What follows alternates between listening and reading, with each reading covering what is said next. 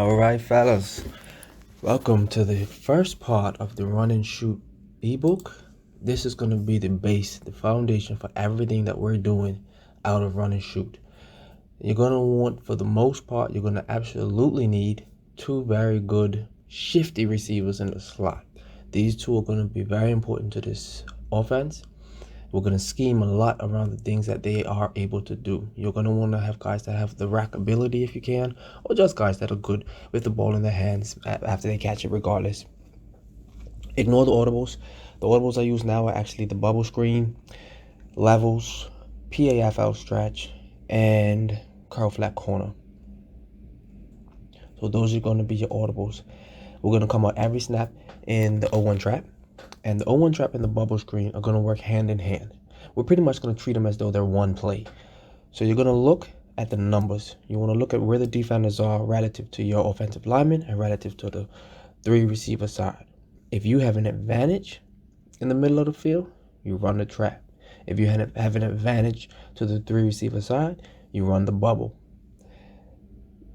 This is something that you're going to have to run to make the defense respect.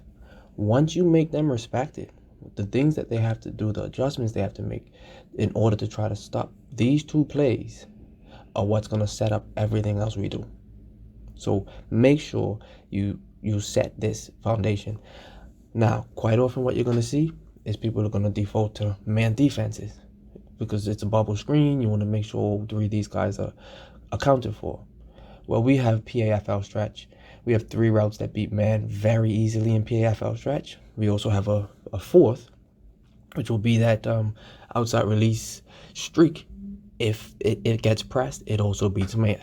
And all you got to do is block your running back. So now you see we got three plays, simple plays. We're beating the defense without too much trouble.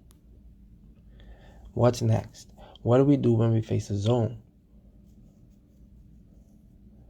Well, that's why we have curl flat corner. It's a very simple play, curl flat corner, on its own. But when it's used in conjunction with everything else we're doing, it really creates problems for a defense. Ignore this snap. I actually put the wrong receiver on a streak, so we're going to do that again. But what happens is the user is going to start having to think about hard flats.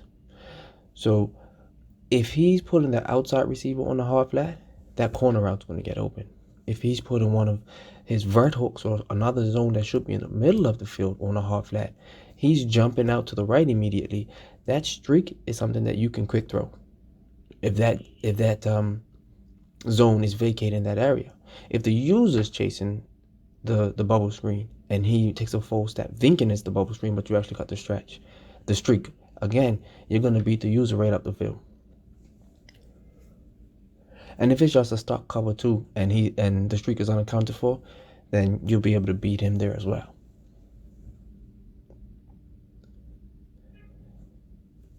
So now we'll take a look at how the corner comes into play. We've seen what the streak can do. We've seen what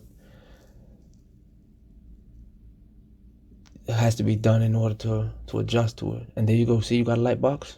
Take it. Even if you're only getting 3 or 4 yards, make sure you take that. Make sure you make your opponent respect it.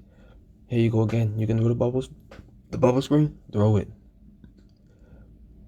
And if you snap that ball with the bubble screen and it's not there, don't throw it. There are other options, and we'll get to that in other videos. You can run with the quarterback. You can throw it. You got an option over here with your solo side receiver. There are other options.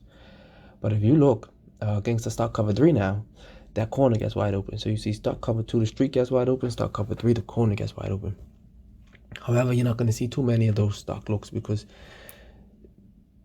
you're going to have to either man up or hard flat in order to account for the fact that we have that bubble screen, because we will abuse it if you don't. So there you see the corner gets open again.